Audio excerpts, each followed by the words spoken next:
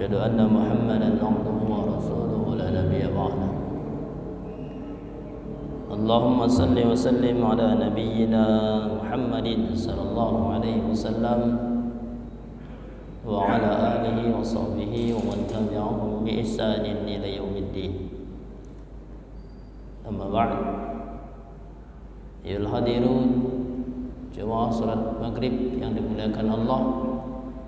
Alhamdulillah, kita bersyukur kepada Allah. Pada malam hari ini kita masih diberikan kesempatan oleh Allah Subhanahu wa taala melaksanakan kewajiban kita sebagai hamba Allah dengan salat maghrib kita berjamaah, dan juga dirangkai dengan ibadah-ibadah sunnah kita yang lainnya. Mudah-mudahan seluruh amal ibadah kita, baik yang wajib maupun yang sunnah kita lakukan, senantiasa diterima oleh Allah Subhanahu wa taala. Amin ya rabbal alamin. Jemaah salat maghrib yang dimuliakan oleh Allah Subhanahu wa taala, malam hari ini kajian hadis tematik kita tentang jangan sepelekan dosa kecil. Jangan kita sampai menyepelekan dosa-dosa kecil, karena memang orang-orang beriman itu tidak mungkin lagi melakukan dosa-dosa besar. Kalau ada orang mengaku beriman kepada Allah tapi masih melakukan dosa besar, berarti dia bukan orang beriman. Karena orang beriman tidak mungkin melakukan dosa besar.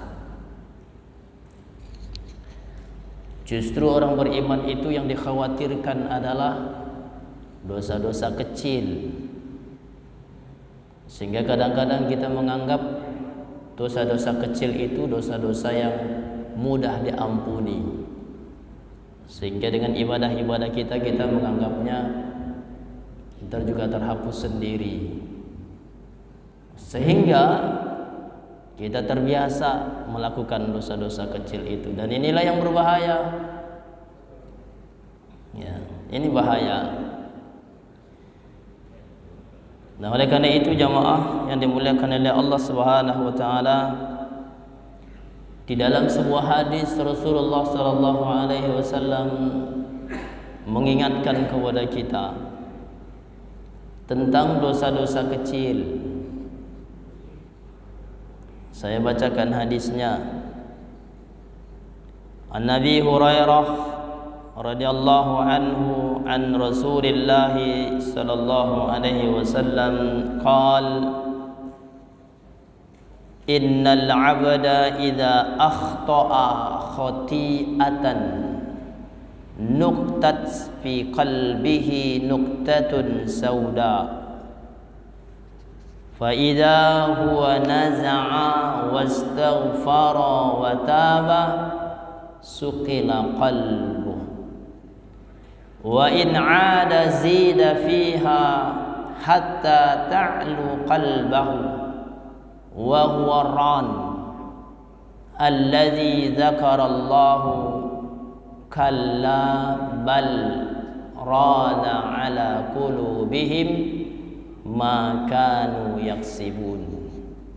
Suratul Mutaffifin al-ayah 14. Rawahu Tirmizi. Hadis ini riwayatkan oleh Imam Tirmizi, dan derajat hadis ini adalah hadis hasan sahih. Berarti hadis ini bisa dijadikan sebagai hujjah, landasan hukum, karena kedudukannya adalah sebagai hadis hasan sahih, karena sanadnya sahih. Jadi hadis ini hadis yang kuat. Apa yang disampaikan oleh Rasulullah sallallahu alaihi wasallam dalam hadis ini melalui sahabat Abu Hurairah radhiyallahu anhu.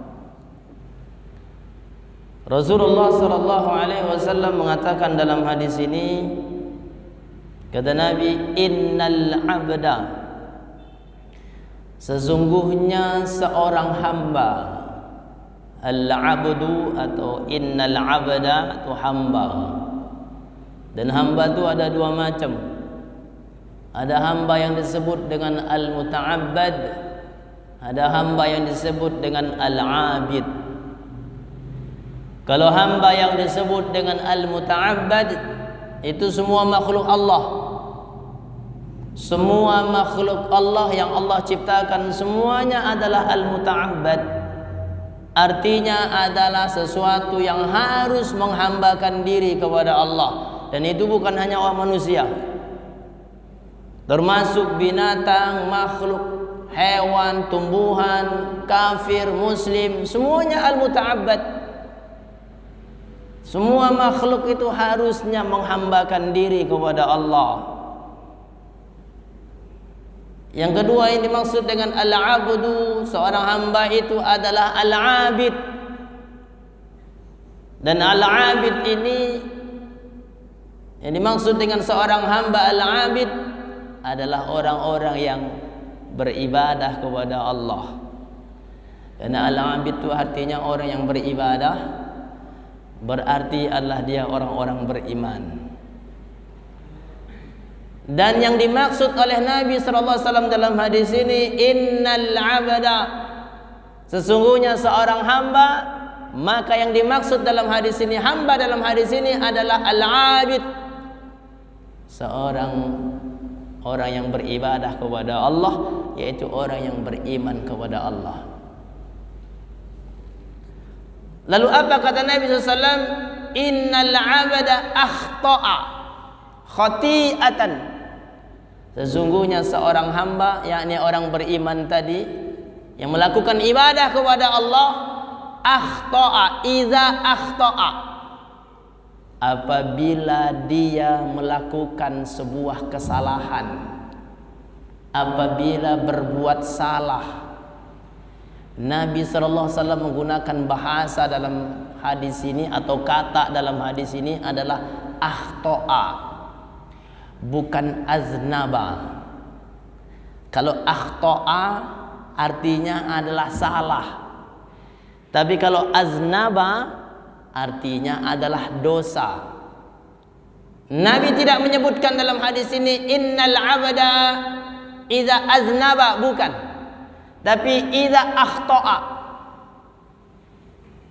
Nabi mengatakan apabila seorang hamba yang beribadah kepada Allah, dia beriman kepada Allah, apabila ia melakukan sebuah kesalahan,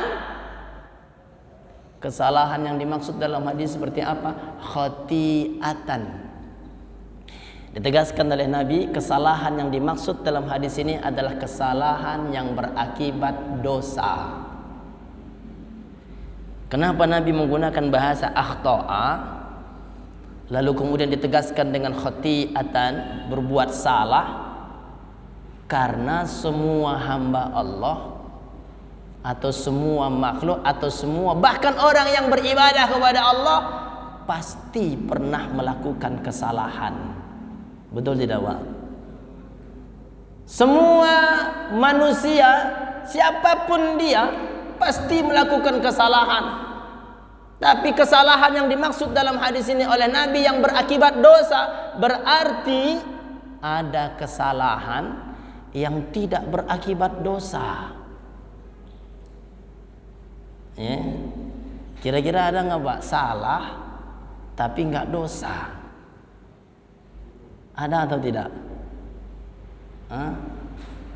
Melakukan sebuah kesalahan tapi nggak dosa, gitu. Ada atau tidak? Kalau nggak ada saya pulang nih. Maksudnya kalau nggak ada yang jawab gitu maksudnya. Ada berbuat salah tapi bukan dosa. Banyak kesalahan yang dilakukan tapi tidak berakibat dosa.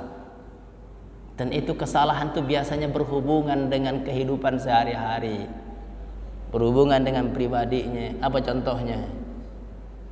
Pakai peci kebalik, yang luar dalam, yang dalam keluar.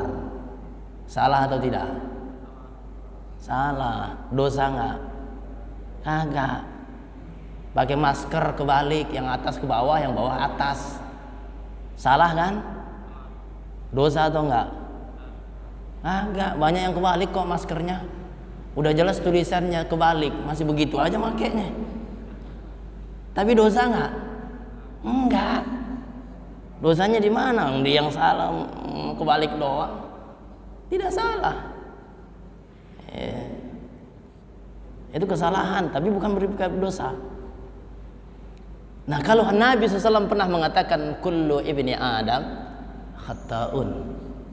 Semua anak cucu Adam itu, siapapun dia, Nabi tanpa kecuali Nabi mengatakan semua anak cucu Adam itu seluruhnya pasti pernah berbuat salah. Tapi ini hati-hati nih, berarti kalau Nabi SAW mengatakan siapapun anak cucu Adam itu semuanya pasti pernah salah, berarti Nabi SAW masuk atau tidak? Nabi SAW termasuk anak cucu Nabi Adam bukan? Masuk, keturunan Nabi Adam. Semua manusia ini semuanya keturunan Nabi Adam. Kita tidak keturunan dari manusia kera, bukan. Saya nggak mau saya dikatakan keturunan manusia kera. Dulu pelajaran kita emang begitu dulu, biologi, bahwa manusia itu asalnya dari apa? Yang homo apa namanya itu? Begitulah, saya udah lupa. Saya nggak suka, emang saya bukan keturunan kera. Kita ini bukan keturunan kera. Tapi kalau manusia jadi kera, ada. Allah firmankan dalam Al-Quran, umatnya siapa? Nabi Musa, orang-orang Yahudi. Kunu qiradatan khasiin, kata Allah, jadilah mereka itu kera-kera yang melompat. Karena melanggar aturan Allah, Allah jadikan mereka kera. Ada. Tapi kalau kita manusia, bukan asalnya dari kera. Kita dari Nabi Adam alaihissalam. Yang dibodohin. Dulu kan kita masih bodoh, iya aja kita mah. Sekarang kita udah tahu. Nggak mau kita dikatakan kita ini keturunan kera. Walaupun ada kesamaannya. Baik. Sampai di mana tadi? Nah, Nabi ketika mengatakan kullu ibni Adam khata'un, semua anak cucu Adam itu pasti pernah melakukan kesalahan. Berarti dalam hadis ini Nabi SAW berarti juga pernah salah. Tapi ini hati-hati, kesalahan yang dilakukan Nabi SAW tidak berakibat dosa. Karena Nabi adalah seorang yang maksum, yang terjaga dari perbuatan dosa. Nabi terjaga dari perbuatan dosa. Makanya kalau ada kesalahan Nabi, bukan dosa. Apa contohnya kesalahan Rasulullah SAW? Nabi pernah satu ketika lewat, ketika saat Anas bin Malik dan para sahabat sedang membuat bibitan kurma. Dan ketika itu Nabi mengatakan kepada mereka, tanpa kalian lakukan pun ini, kata Nabi, dia akan tumbuh dengan baik. Akhirnya sahabat tidak melakukan. Tapi apa yang terjadi? Ini hadis sahih diriwayatkan oleh Imam Muslim. Apa yang terjadi? Ternyata tidak dilakukan oleh para sahabat, dan bibit-bibit kurmanya mereka menjadi rusak dan mati. Mereka datang kepada Nabi, ya Rasulullah, kemarin engkau mengatakan tidak pun kami lakukan seperti itu. Engkau mengatakan begini dan begini kepada kami, begitu dan begini kepada kami. Ternyata bibit-bibit kurma kami semuanya pada mati. Di situlah Nabi mengatakan, antum a'lamu bi umurid dunyakum. Kalian lebih tahu, kata Nabi, kalau masalah urusan-urusan dunia kalian. Nabi salah, tapi tidak dosa. Karena kata Nabi SAW, kamu lebih tahu kalau masalah duniamu, kamu lebih tahu. Tapi kalau masalah agamamu, kata Nabi, aku lebih tahu.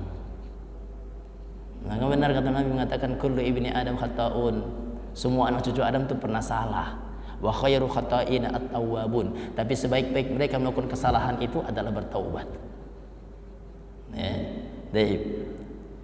Jadi hadis ini menggambarkan kepada kita bahwa Nabi mengatakan apabila seorang melakukan kesalahan, tapi kesalahan itu adalah berakibat dosa, khati'atan, berakibat dosa, kata Nabi SAW, maka apa kata Nabi? Nuktat,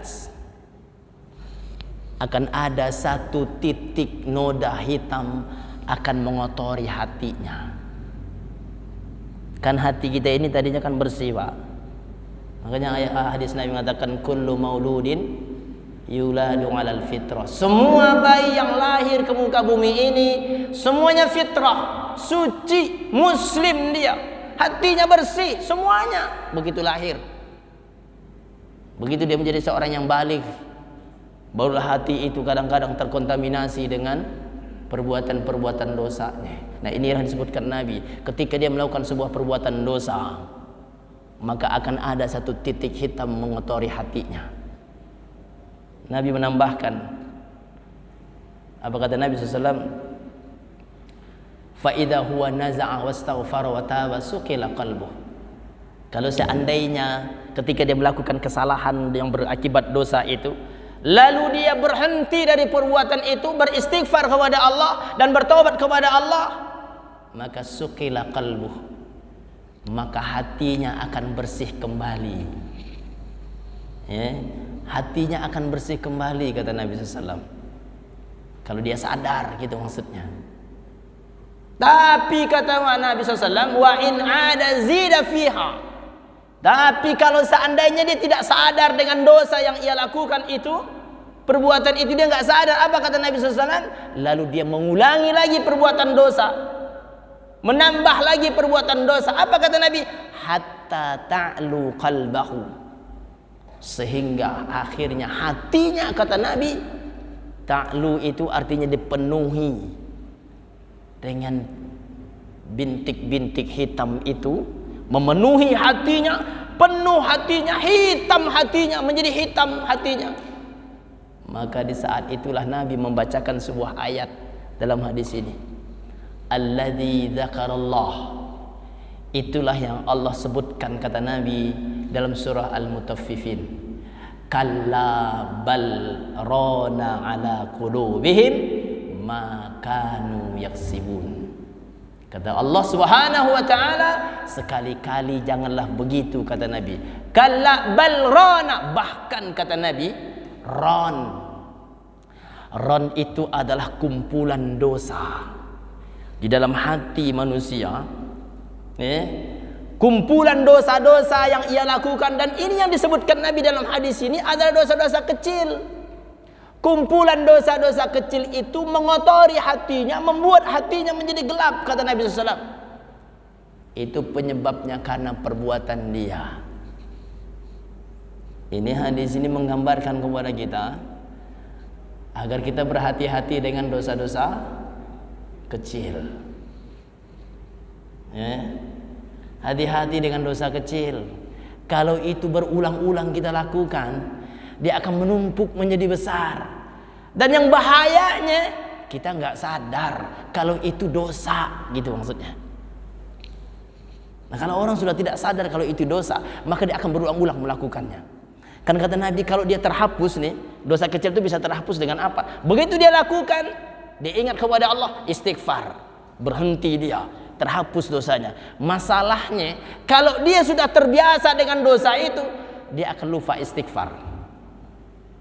Dia tidak akan lagi istighfar. Kenapa? Sudah terbiasa, sehingga nggak sensitif lagi hatinya.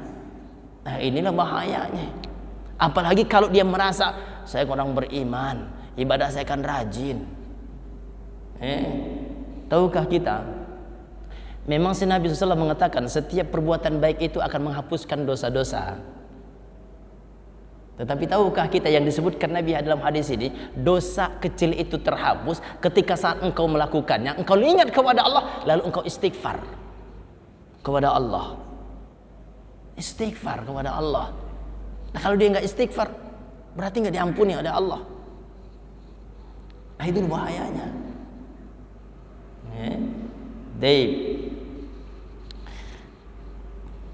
Jemaah salat maghrib yang dimuliakan oleh Allah, ini kayaknya serius nih kajiannya. Karena nggak ada suaranya saya lihat. Semuanya pada ngelihat ke saya semua. Tapi saya nggak tahu nyambung apa kagak. Gitu. Insya Allah nyambung ya Pak ya.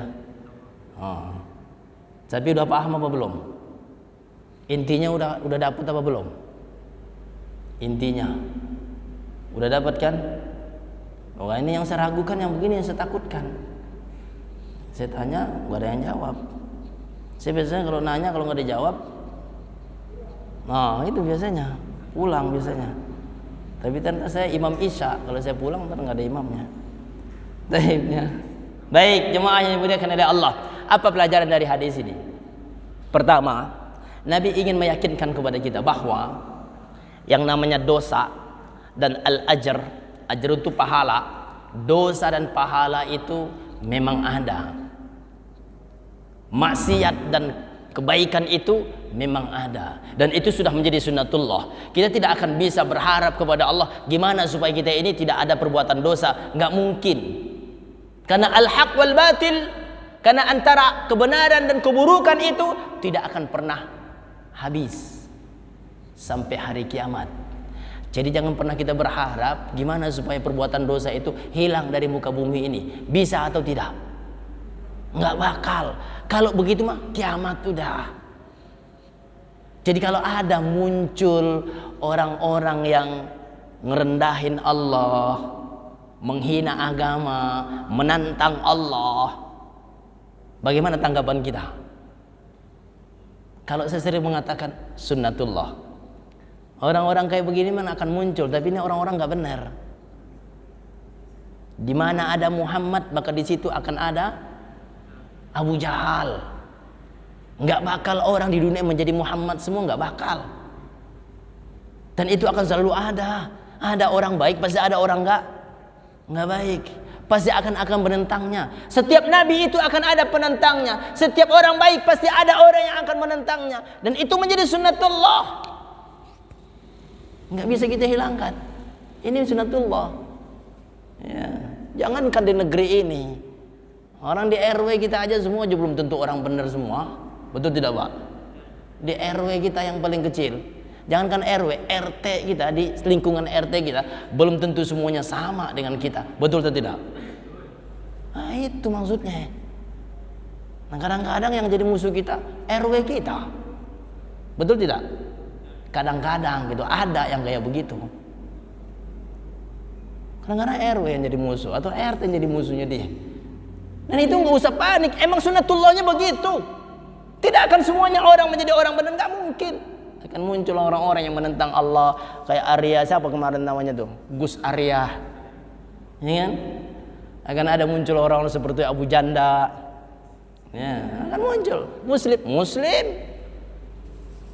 ya, Muslim. Akan ada orang-orang yang seperti itu muncul. Jadi jangan heran sampai hari kiamat, semakin mendekati hari kiamat, semakin banyak akan bermunculan orang-orang seperti itu. Akan semakin banyak. Dan itulah tantangan kita. Ya, kalau kita nggak ngelawan, nggak ada perjuangan kita. Gitu. Baik ya. Jadi ingin dipastikan oleh Nabi SAW bahwa dosa dan pahala itu memang ada bagi orang-orang yang berbuat kebaikan, maka Allah berikan balasan kebaikan. Ada orang melakukan kemaksiatan, keburukan, kezaliman, Allah balas dengan kezaliman. Itu sudah menjadi sunnatullah. Dan jangankan kita berbicara RT RW, dalam diri kita aja nih, coba rasakan Pak. Dalam diri kita doang nih, ada nggak pertentangan itu? Al-haq wal batil, ada atau tidak? Pernah nggak kita merasakannya? Wow, kadang-kadang azan berkumandang, Allahu Akbar, Allahu Akbar, gitu kan? Ini hati ini kadang-kadang nih, ke masjid nggak ya? Ada nggak Pak? Oh, jujur aja udah.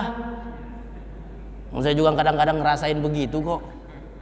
Malah kalau hujan-hujan gerimis sedikit, aduh gimana nih, ini alasan syar'i nih, hujan nih. Hujan cuma gerimis doang, alasan syar'i. Iya kan? Itu memang Allah katakan, fa'alhamaha fujuraha wa taqwaha. Dan memang kami ilhamkan ke dalam diri setiap manusia itu, ke dalam diri setiap manusia itu apa? Fujur dan takwa. Ada hak, ada batil. Itu memang kami ilhamkan ke dalam diri mereka, kata Allah. Jadi kita nggak bisa ngilanginnya. Emang kita diciptakan oleh Allah memiliki dua hal itu selalu bertentangan dalam diri kita. Maka Allah mengatakan, qad aflaha man zakkaha wa qad khaba man Dasar beruntung orang yang kalau dia bisa melawannya, tapi rugilah dia kalau dia kalah. Itu dalam dirinya sendiri. Ketika berhadapan dengan sebuah syubhat, ini hati kita nih, ini terima nggak ya? Kata yang benarnya nggak usah, ini syubhat. Tapi kalau yang satu mengatakan terima aja, ini kan nggak ada kesempatan, ajar bleh, begitu. Ya, itu pertentangan dalam diri kita, dan ini sunatullahnya memang begitu Allah ciptakan. Kalau nggak begitu, nggak ada perjuangan kita. Hidup kalau lancar-lancar doang juga nggak enak, Pak. Hidup ini kalau nggak ada masalah nggak enak, betul tidak? Nggak enak. Sama dengan rumah tangga. Rumah tangga nih kalau nggak pernah berantem sama istri nggak enak. Serius? Ada nggak orang yang nggak pernah berantem sama istrinya? Kalau ada yang begitu, berantem coba. Tambah nikmat keluarganya. Karena begitu dia ada masalah dengan istrinya, setelah itu akan muncul, semakin muncul rasa sayang ini kepada istrinya. Emang Nabi nggak pernah masalah sama istrinya? Pernah. Jangan disangka istri Nabi orang-orang yang salehah, masya Allah. Tapi ini bukan untuk menjatuhkan istri para Nabi, bukan. Tapi namanya manusia. Siti Aisyah radhiyallahu anha, istrinya Rasulullah SAW itu, apakah tidak pernah cemburu dengan istri Nabi yang lain? Cemburu. Dia pernah pecahkan piring di rumah. Apa kata Nabi? Ibu kalian sedang cemburu, kata Nabi. Begitu. Jadi kalau istri kita mecahin piring di rumah, ya nggak apa-apa, sekalian aja semuanya pecahin begitu. Beli lagi yang baru. Jadi itu sudah menjadi sunnatullah. Itulah perjuangan kita. Mampu nggak kita menghadapinya? Taib.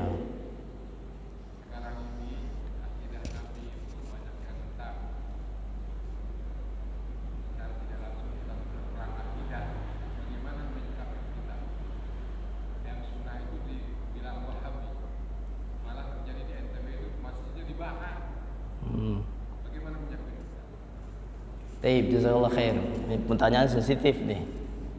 Kalau salah-salah jawab bisa didatangin juga saya. Ini masalah akidah. Jadi seharusnya masalah akidah ini memang masalah yang sangat penting dalam Islam. Karena dia adalah masalah pokok dalam Islam. Kita terbiasa dengan mengatakan akidah kita adalah akidah Ahlussunnah wal Jamaah.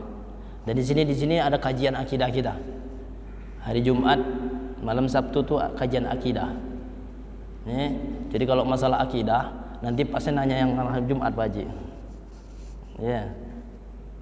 Iya. Masalah akidah itu masalah yang sensitif. Seharusnya tidak boleh ada perbedaan. Tentang akidah itu selalu tidak boleh ada perbedaan. Karena sumbernya satu, syahadatain. Itu sumber akidah kita. Ya. Kalau akidahnya, kalau syahadatannya sudah berbeda, berarti sudah rusak dia. Tapi kalau masih sumbernya itu, harusnya satu.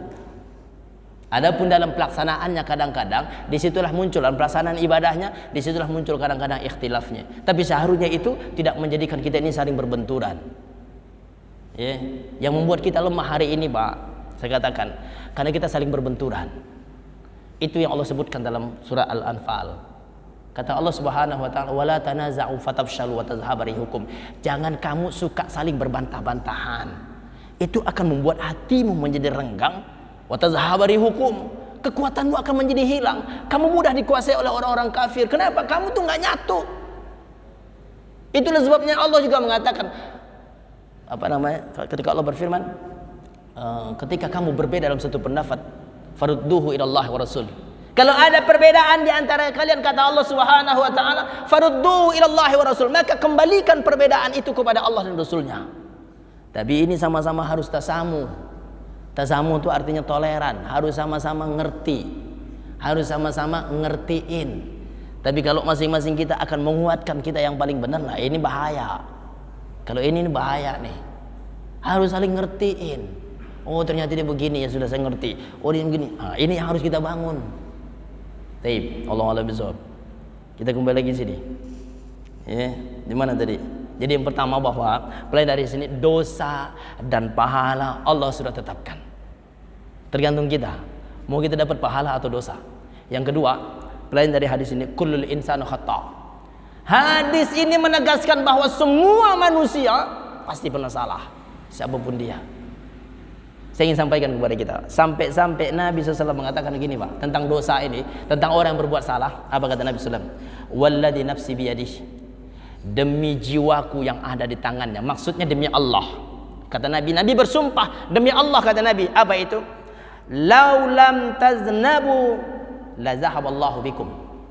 Andaikan kalian tidak pernah berbuat dosa kepada Allah, kata Nabi nih kepada kita, andaikan kalian tidak pernah berbuat dosa kepada Allah, la zahaba bikum, pasti Allah akan sudah lenyapkan kalian. Tapi ini jangan menjustis kita, berarti kita bikin dosa boleh dong, bukan begitu maksudnya. Lalu apa kata Nabi SAW? Wala jaa biqaumin yaznibuna fayastaghfiruna Allah wa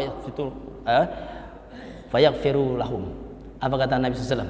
Andaikan kalian tidak pernah berbuat dosa, maka Allah akan lenyapkan kalian. Lalu Allah ganti dengan satu kaum yang berbuat dosa kepada Allah, lalu mereka minta ampun kepada Allah, dan Allah ampuni mereka. Artinya hadis ini mengatakan apa? Yang namanya manusia tidak akan pernah luput dia dari perbuatan dosa. Pasti dia pernah berdosa. Gitu maksudnya. Nah, tapi Allah Subhanahu wa taala Maha Pengampun. Jadinya makanya orang yang berbuat dosa itu harus tahu diri, oh saya berbuat dosa, minta ampun kepada Allah, bertaubat kepada Allah, maka Allah akan ampuni mereka. Artinya manusia itu semuanya sama, dosa. Makanya Ibnu Hazm mengatakan, "Idza ra'aitum man ya'taqidu annahu la dzanbun lahu," apabila kalian melihat ada orang yang merasa dirinya tidak punya dosa, kata Ibnu Hazm, kalau kalian melihat orang yang merasa dirinya tidak punya dosa, maka beliau mengatakan, fa'lamu annahu qad halak, maka ketahuilah itu orang, rasa itulah yang akan menghancurkan dirinya, karena dia merasa enggak memiliki dosa.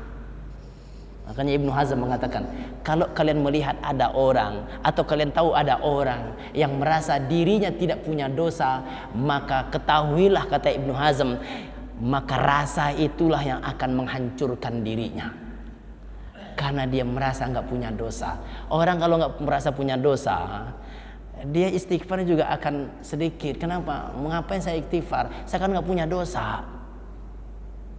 Karena ada orang kayak begitu. Perasaan saya nggak bikin dosa, emang dosa apa gitu. Nauzubillah, ini orang kayak begini ini bahaya nih. Merasa tidak memiliki dosa. Ya. Apakah sebaliknya apakah misalnya orang yang merasa dirinya sangat berdosa, apakah dia akan? Kenapa Pak? Saya itu berbalik dengan yang merasa dirinya tidak berdosa. Ada juga orang merasa Salam. Kira-kira bagaimana orang yang merasa dirinya itu sangat berdosa dibandingkan dengan orang yang merasa dirinya tidak berdosa. Ada orang yang merasa tidak berdosa, lalu sebaliknya ada orang yang merasa dirinya banyak dosa. Mana kalau kita berikan pilihan, mana yang lebih baik? Lebih baik orang yang merasa punya dosa atau banyak dosa daripada orang yang merasa tidak punya dosa. Kalau orang merasa dia banyak dosa, maka dia akan banyak ibadah dan istighfar kepada Allah. Kenapa? Dia merasa banyak dosa. Walaupun rasa itu tidak boleh membuat dia pesimis. Jangan sampai membuat kita pesimis, misalnya banyak dosanya kayaknya nggak bakal masuk surga saya. Banyak dosa, salah. Seharusnya itu yang memicu dia untuk bagaimana dia terus beribadah kepada Allah dan istighfar kepada Allah. Kenapa? Dia rasa saya banyak dosa kayaknya, maka saya harus banyak istighfar dan banyak beribadah kepada Allah. Itu lebih baik ya, daripada tidak merasa berdosa. Kalau sudah tidak merasa salah itu bahaya. Gini Pak, saya ingin kasih tahu sama kita, di jalanan nih kita diserempet mobil kita sama orang yang nyerempet dia mobil kita. Kita turun. Pertama kali yang ingin kita tanya sama dia, tanya dulu sama dia. Karena dia yang nyerempet, tanya. Kalau mau menyelesaikan masalah itu tanya, Bapak merasa bersalah nggak?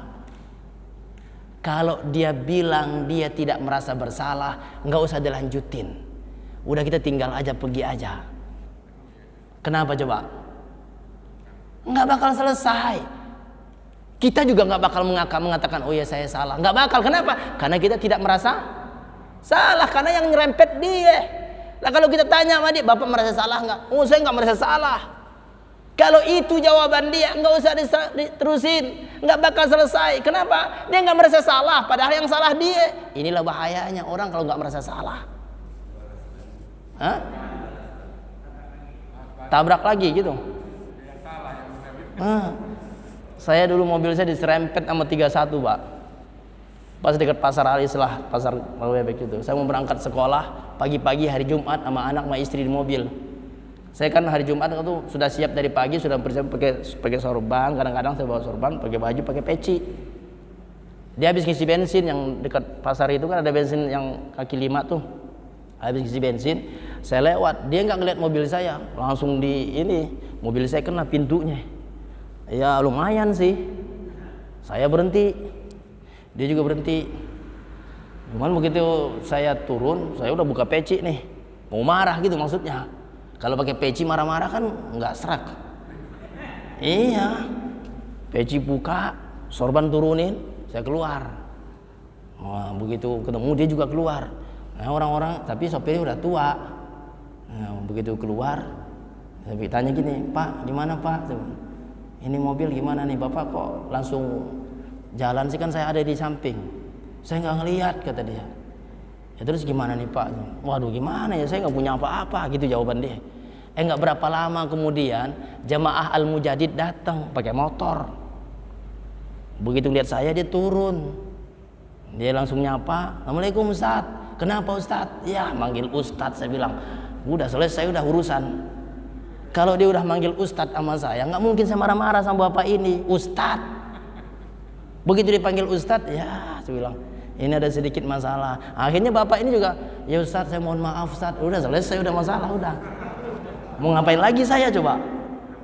Iya, ya mau nggak mau, ya sudah Pak. Saya bilang, saya ngomong gitu aja dah. Ya udah Pak, saya bilang nanti lain kali hati-hati. Ini mah karena mobil saya. Kalau mobil yang lain saya nggak tahu. Jadi saya udah menghilangkan aja. Walaupun setiap ketemu angkotnya saya masih ingat sih. Tapi udah saya ikhlasin. Diikhlasin tapi masih ingat.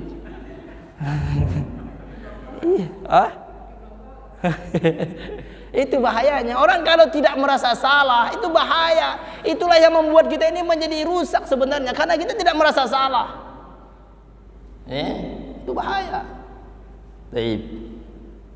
Allah besar. Oleh karena itu hadis ini ingin menyadarkan kepada kita bahwa tidak ada manusia yang suci. Enggak ada manusia yang suci. Semua manusia pernah salah. Cuma mereka harus ingat dengan kesalahannya. Istighfar, muhasabah kita kepada Allah. Ingat kesalahan kita, ingat dosa kita. Itu yang harus kita lakukan. Kalau kita ini merasa benar terus, ini hancur kita. Itu yang kedua. Yang ketiga, dalam hadis ini pelajarannya adalah Nabi ingin ingatkan kepada kita, iyyakum muharrikatiz dzunub. Nabi ingatkan kepada kita, jauhi oleh kalian dosa-dosa kecil. Kenapa? Nabi mengatakan, fa innahunna, ya, iyyakum muharrikatiz dzunub fa innahunna yajma'na 'ala ar-rajul hatta yuhlikathu. Jauhi oleh kalian, kata Nabi SAW, dosa-dosa kecil. Kenapa? Karena kalau dosa-dosa kecil itu terkumpul dalam diri seseorang, hatta yuhlikathu, maka itulah yang akan menghancurkan dia. Makanya Abdullah bin Mas'ud, seorang sahabat Nabi SAW, tahukah kita, kata beliau, bahwa gunung yang besar itu terdiri dari kerikil-kerikil kecil. Ngumpul kerikil-kerikil itu menjadi besar, maka dia jadi gunung. Sama dengan dosa. Dosa kecil-kecil kita kumpulin dalam hati kita, semua hati menjadi hitam semuanya, akan menjadi besar. Dan kalau hati seseorang itu sudah menjadi gelap, hitam karena dosa yang dia lakukan, maka akan sulit untuk menerima kebenaran. Itu Pak, ciri-ciri orang kayak begitu tuh. Orang kalau hatinya udah gelap sama dosa, ciri-cirinya kalau dikasih tahu ngeyel. Jadi begitu. Dia menolak kebenaran. Kenapa? Hatinya ada aja alasannya untuk menolak kebenaran. Orang kalau sudah menolak kebenaran, sombong di hadapan Allah. Maka oleh karena itulah hati-hati dengan dosa kecil. Justru diingatkan Nabi itu dosa kecil. Dosa kecil yang diingatkan Nabi, bukan dosa besar. Karena saya katakan tadi, orang mukmin nggak mungkin melakukan dosa besar. Karena orang mukmin itu tahu dosa besar itu apa sih bentuknya. Disebutkan Nabi dalam hadisnya. Di antara dosa besar itu apa kata Nabi SAW? Syirik. Ada nggak orang beriman syirik? Berbuat syirik? Nggak ada. Wah, ada Ustaz, dia rajin ke masjid, rajin sholat, tapi masih syirik. Berarti dia bukan orang beriman. Selesai. Orang beriman nggak mungkin syirik. Nggak mungkin. Orang beriman tuh nggak mungkin menduakan Allah. Nggak mungkin. Nggak mungkin lebih mendahulukan yang lain daripada Allah. Itu nggak mungkin orang beriman. Kalau ada orang mengaku beriman tapi lebih mendahulukan yang lain daripada Allah, berarti imannya belum sempurna. Imannya masih kurang. Udah gitu aja. Orang beriman tuh pasti prioritas utamanya adalah Allah. Nggak ada lagi udah. Prioritas utamanya pasti Allah. Begitu Allah panggil, prioritas utamanya Allah, dia langsung memenuhi panggilan itu. Itu orang beriman. Kalau masih dia tidak terpanggil dengan panggilan Allah, berarti bukan orang beriman. Artinya imannya belum benar. Udah gitu. Ya. Jadi nggak mungkin orang beriman berbuat dosa besar. Dosa besar itu syirik. Kemudian apalagi sihir. Orang beriman nggak mungkin berbuat sihir. Nggak mungkin. Yang ketiga, zina. Ini dalam hadis Nabi SAW, 7 macam dosa besar jauhi kata Nabi.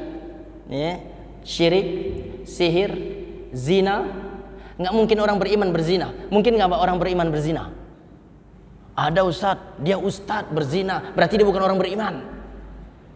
Nggak mungkin. Nggak mungkin orang beriman berzina. Karena dia tahu Allah sudah mengatakan zina itu perbuatan yang sangat tercela. Nggak mungkin orang beriman. Jangankan untuk pelaku zina, mendekati saja nggak boleh kata Allah. La taqrabuz zina. Itu ayat pahami dengan benar. Jangan kamu dekati zina. Jangankan untuk melakukan, mendekati saja nggak boleh.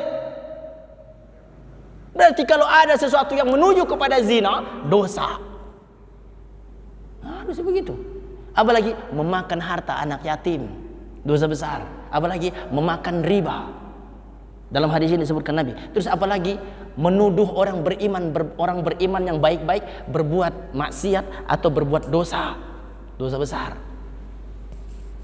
Itu dalam satu hadis Nabi sebutkan 7 dosa besar, hindari kata Nabi. Dalam hadis-hadis yang lain banyak Nabi menyebutkan tentang dosa besar. Kalau ulama menyebutkan apa bedanya dosa besar dengan dosa kecil? Kalau dosa besar itu Allah sebutkan nama dosanya atau Nabi sebutkan nama dosanya, itu dosa besar berarti. Kalau ada namanya dalam Al-Quran atau ada namanya dalam hadis, berarti dosa besar.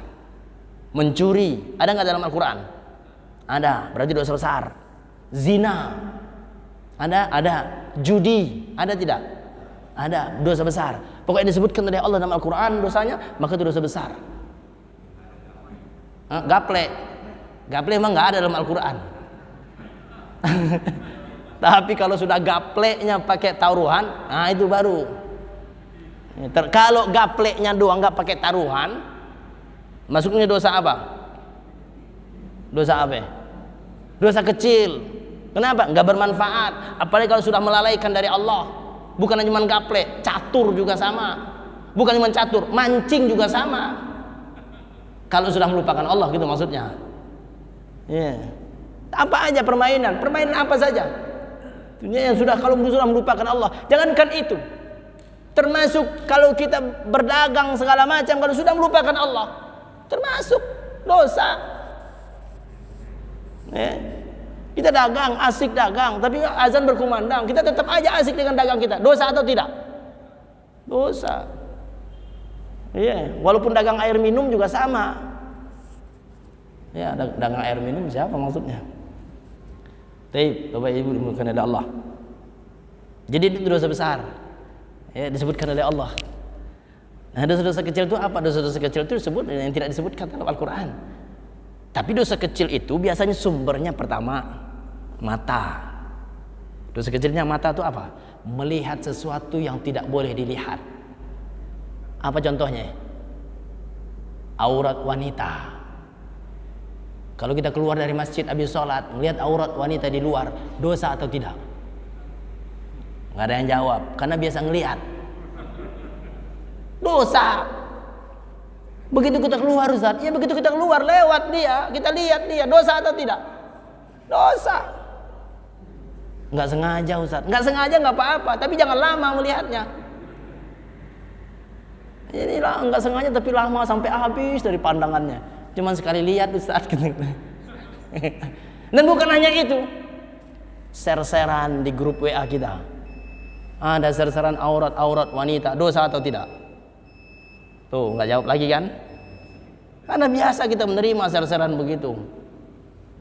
Di-share wanita, aurat wanita terbuka di WA kita, di HP kita. Dosa. Makanya saya sering tuh kalau ada orang, saya sih nggak pernah komen tuh kalau WA itu, grup itu nggak pernah komen, kecuali kalau ada sesuatu yang kurang bagus baru saya komen. Ada grup kadang-kadang grup orang umum lah begitu ya, ada saya di situ, dikirimlah foto yang nggak benar di situ, wanita aurat wanita yang nggak benar, saya tulis nih, ini nggak boleh nih, dosa nih. Tapi lama-lama mereka bilang nggak enak kalau di grup ini ada ustadz, begitu katanya.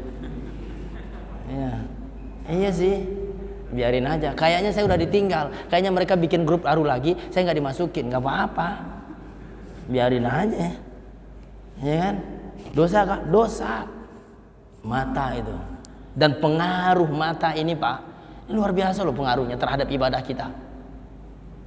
Ya emang sih tingkat sesuai dengan tingkat keimanannya. Lihat Imam Syafi'i, bagaimana kisahnya Imam Syafi'i rahimahullah, ketika saat beliau akan menyetorkan hafalannya kepada gurunya Waqi'.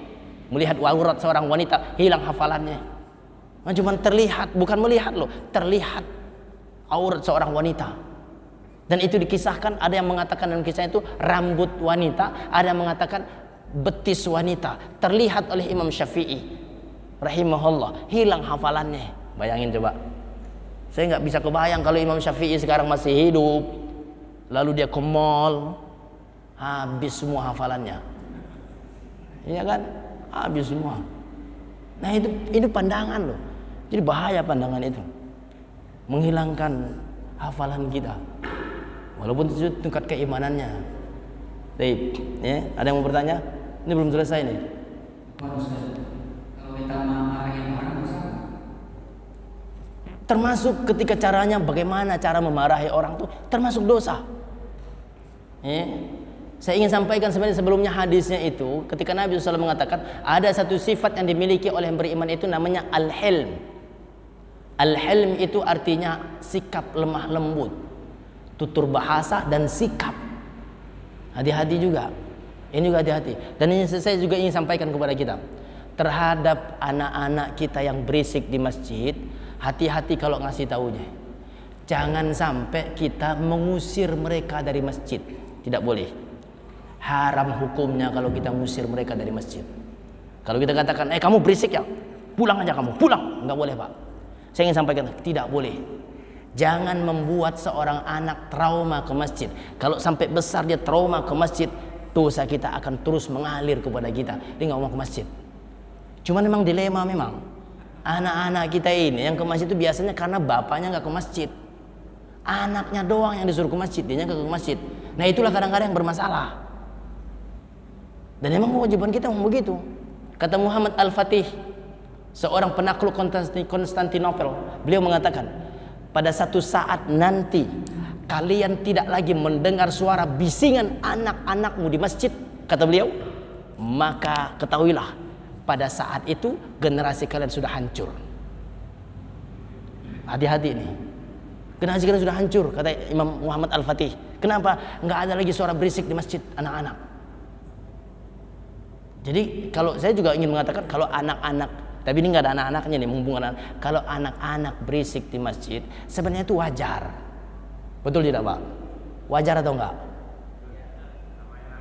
Wajar, namanya anak-anak. Kalau bapak-bapak nih yang lari-lari, yang teriak-teriak, nah baru tuh nggak benar. Ini yang kayak begini-gini nih, teriak-teriak, lari-lari masih, nah baru nggak benar. Tapi kalau anak-anak masih kita bisa tolerir. Kenapa? Anak-anak. Hanya saja bagaimana cara kita mengarahkan mereka. Itu bagian dari al-hilm. Ya. Kalau sampai membuat mereka trauma, jangan. Nggak boleh mengusir mereka dari masjid. Itulah sebabnya sekarang tuh masjid tuh banyak yang ramah anak, ramah remaja, semacam banyak masjid yang begitu. Ya, cuman itu tadi yang saya katakan, dilema kita memang. Anak-anak kita ini berisik karena bapaknya nggak ke masjid. Yang nyuruh berisik di masjid tuh bapaknya. Gara-gara anaknya berisik di rumah, terganggu bapaknya lagi nonton TV. Bapaknya marah. Apa kata bapaknya? Hei, pada berisik, sono ke masjid. Begitu dia bapaknya ngomongnya. Jadi anak-anak tuh taunya kalau berisik di mana? Di masjid. Yang nyuruh siapa? Bapaknya. Bapaknya tetap di rumah, anak suruh ke masjid. Ini bapak nggak benar nih. Harusnya bapaknya itu pegang tangan anaknya, ajak berwudu, ajak ke masjid. Sholat di samping kita, boleh atau tidak? Boleh. Cari yang paling pinggir, sholat samping kita. Begitu anak mau lari lagi sholat nih, anak mau lari, pegang pundaknya, pegang supaya dia nggak lari. Mau lari lagi, pegang lagi. Mau lari lagi, pegang. Batalkah sholat kita? Enggak. Fikihnya. Kenapa? Ngajari anak kita sholat supaya dia paham bahwa sholat itu diem. Tapi jangan sampai ngomong diem nggak. Nah itu batal sholat kita. Udah ngomong kita batal sholat kita. Ya. Nah itu pelajaran buat anak kita. Ya, baik. Itu anak-anak. Baik, jemaah yang dimuliakan dari Allah, ini belum selesai.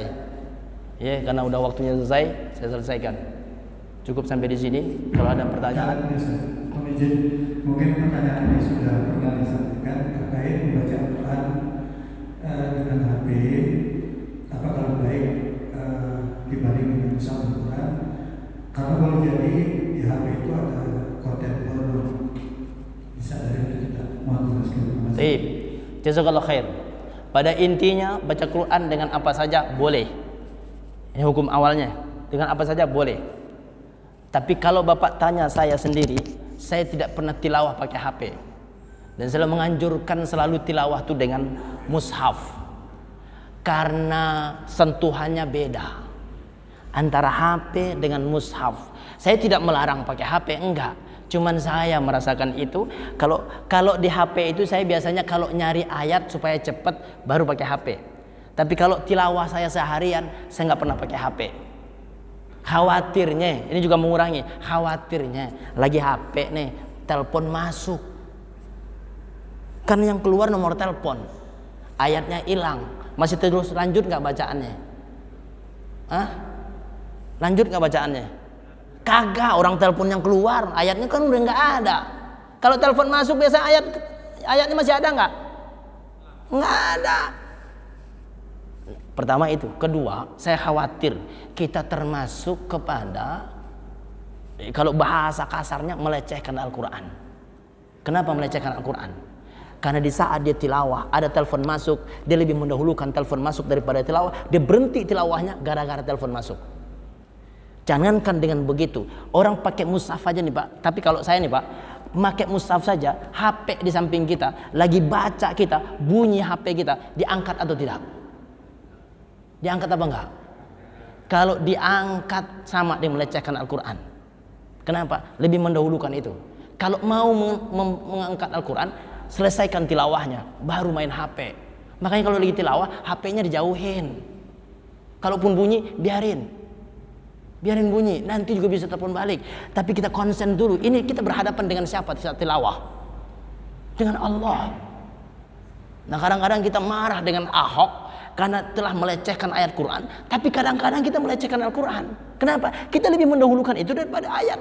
Lagi baca, A'udzubillahi minasyaitonirrajim, Bismillahirrahmanirrahim, ayat HP-nya bunyi, langsung berhenti apa tidak?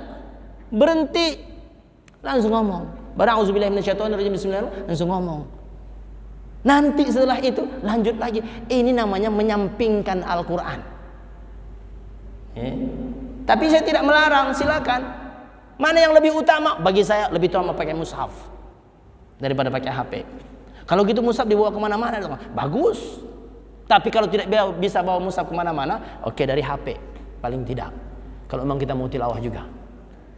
Ya, Allahu a'lam bishawab. Nanti pekan depan kita lanjutkan lagi kalau belum selesai.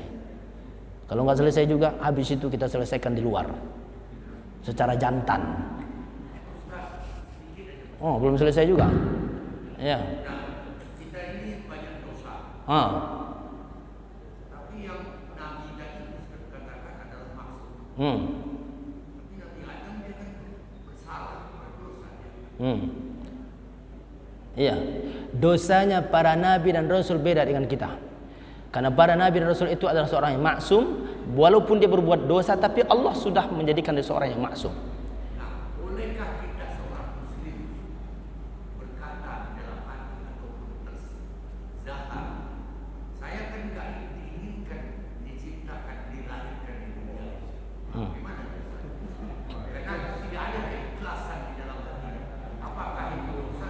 Dia tidak menginginkan lahir ke dunia.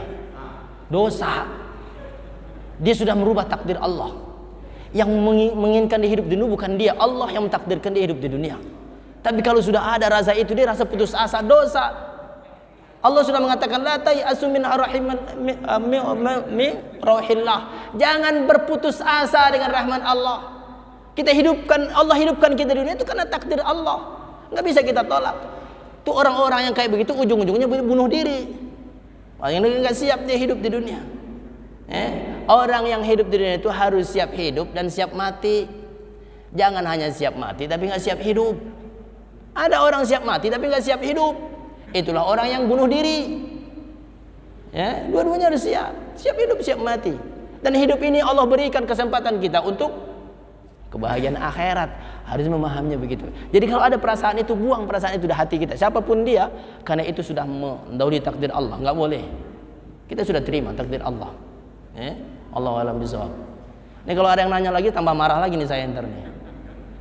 Jangan kata Haji. Taib, cukup. Alhamdulillah. Nanti kita lanjut lagi pekan depan insyaallah. Kita tutup dengan doa kafaratul majlis. Subhanakallahumma bihamdika asyhadu an la ilaha illa anta astaghfiruka wa atubu ilaik. Assalamualaikum warahmatullahi wabarakatuh.